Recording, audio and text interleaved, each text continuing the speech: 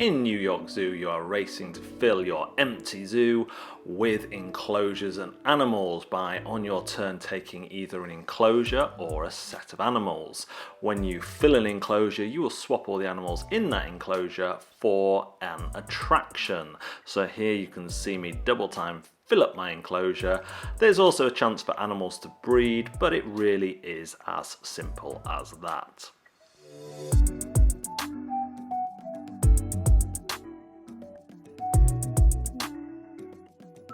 In some ways, New York Zoo is another tetrisy shapey game that doesn't do an awful lot different, but the things that it does do different are, I find, quite compelling.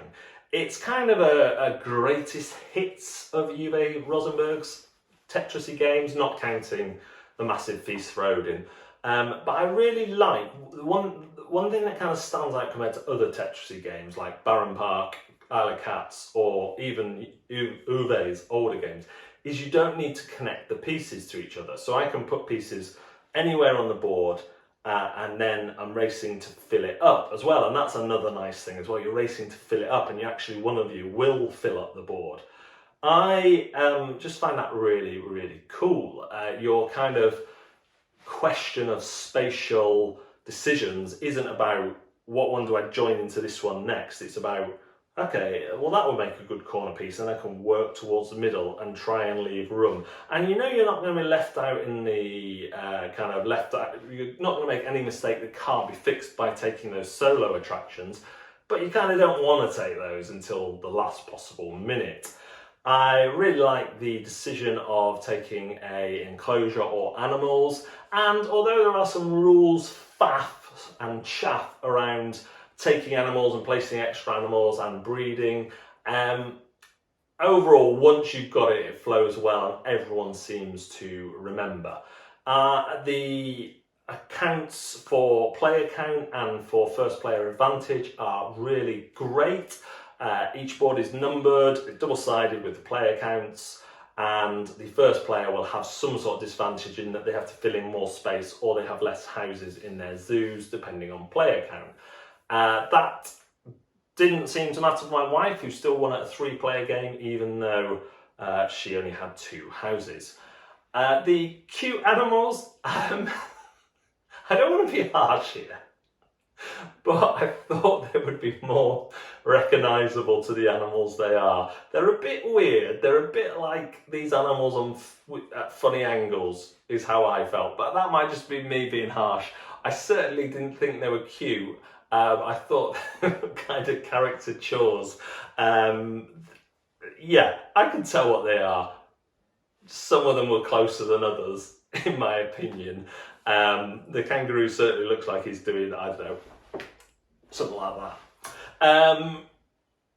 The gameplay is simple. You're choosing one or two things, and sometimes you don't even have that choice depending on what you've left. But as you play it more and more, you do think more about, do I want to start a new enclosure, or do I want to shove this into one of my houses so I can take that smaller enclosure out there? Smaller enclosures are easier to fill and therefore easier to transfer animals for attractions, but they don't take up so much room in your zoo, and the bigger attractions take up more room.